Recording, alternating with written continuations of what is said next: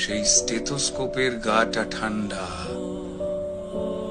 ভাঙা চশমাটা চুপ, হাসি মুখে মেয়েটা আজ ফটোর ফ্রেমে, সামনে জ্বলন্ত ধূপ।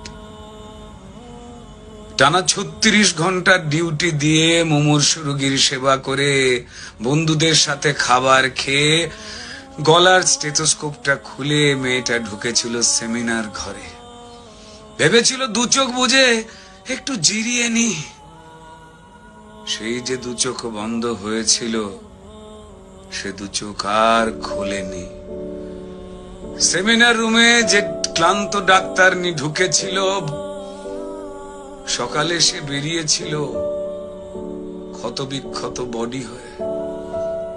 আর